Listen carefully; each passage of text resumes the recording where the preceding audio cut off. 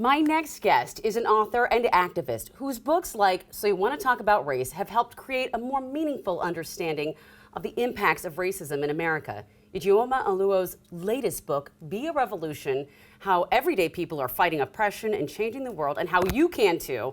And we are happy to have Ijeoma back on our couch with us this morning. Welcome, thanks for being here. Thanks for having me. So I know that creating societal change can seem pretty daunting, maybe even sometimes impossible. But you say there are so many opportunities to create real change. Yes, and that's really why I wanted to write this book. I've spent many years documenting societal issues, especially around race and racism.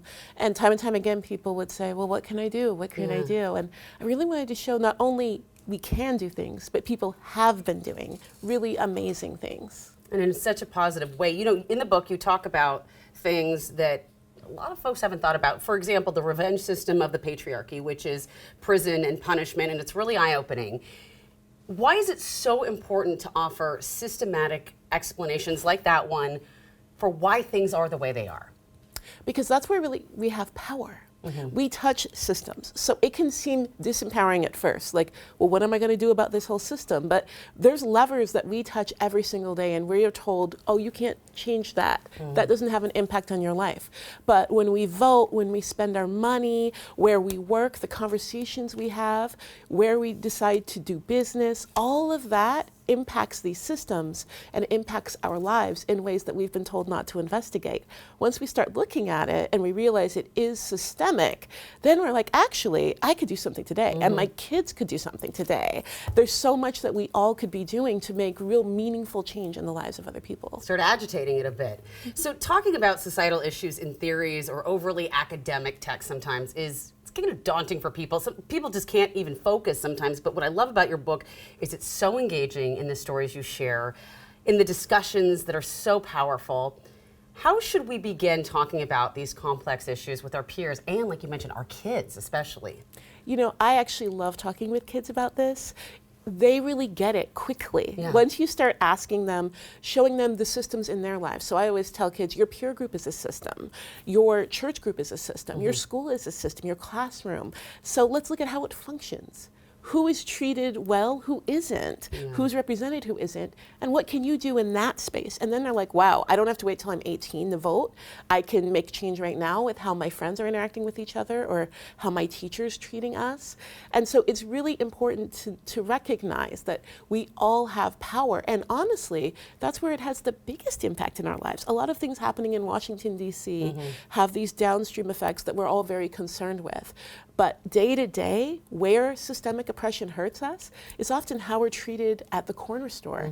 It's how we're treated when we go to get medical help, right? And those are things that you can be talking to your local doctors. You know, you can be having these conversations and really be making change. And so I recommend that people look close to home. Start with maybe your interests. You know, if you have a hobby, this is my hobby. What's the oppression in this space? What's the racial aspects of this space? How can I impact that? What are people saying about it? Be asking those questions everywhere you go. You know, for me, the book really cracked my mind open on the issue of intersectionality in this work, not just about discussing race, but also conversations about gender, ableism, class, and sexual orientation. And I know that's a lot of what you cover in your book, but can I just ask, can you talk a little bit about the conversation between race and gender? I think it's so important that we recognize that a lot of times not only is patriarchy and racism connected, partially because we have the same people in power making decisions, right? So we have a lot of white men protecting white male patriarchy, and it can branch off and say racism looks this way, patriarchy looks this way, but it means if you're a woman of color, you're doubly harmed by a lot of the narratives that serve white patriarchy. And so we have to recognize that, because it means, really, because at the end of the day, it's these powerful people who want to maintain power and these systems that want to maintain power. That when we work together, everywhere we tackle these systems, we increase freedom for everybody. And that you can't just pick and choose and say, you know what, I don't really care about race, I only care about gender. Well, you should really care about race too, because it's tied to it. It's got to be across the board. Absolutely. And it also means you have so many more opportunities to make change and work with other people and have a stronger army to fight this oppression. I got to ask too, something that really struck me because I feel like we've all fallen victim to this. It's something you mentioned briefly in the book, but I think it's such an important point when you talk about white supremacy. One of the things you mentioned is its greatest weapon is a war on imagination. And that really was so powerful to me because I think a lot of us in many different facets of life fall victim to that. Can you explain what you mean? A lot of times we are told basically what we have is the best you can get. Or you can get a little bit better. But if we were to say, no, we want something radically different, we don't know what that looks like. Right. And people say, don't even try, don't even try. And you see the fear mongering, right? It's when scary. We try to talk about violence, we try to talk about policing, we try to talk about guns. What's the first thing people say? Well, what are you gonna do if someone comes to your door and does this and that? Instead of saying, hey, what would it look like if we said we have a whole new way of addressing this? What if we tried? What if we said we could build something better? And so it's really important to remember that we have been not only told not to imagine, every which way in which people are doing things differently has been erased from narrative. So right now, we have populations who are really excluded from a lot of our systems, right? We have whole populations who know they can't call the police in an emergency. But what are they doing then to solve conflict, right? So if we're told there's only one answer, that means they have to erase the other answers people are already trying to find and already working on.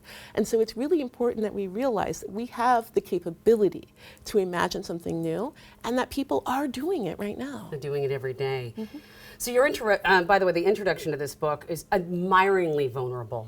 It was powerful in the sense that it was so eye-opening in how this work has affected you as a Black woman, as a writer. But you show that through all the hard work, there is so much joy and there's so much gift. Can you tell us about the joy found in anti-racism work for you and for others? Yeah, I think that a lot of times when we watch stories about racism, it's struggle, right? Struggle and struggle and struggle. We are seeing videos of people getting sprayed down by fire hoses, and that's all real, right? That really does happen. But why we do this work is love. We do this work because we love our communities, because we love each other, because we love the potential of humanity. And in that, you have to nurture that.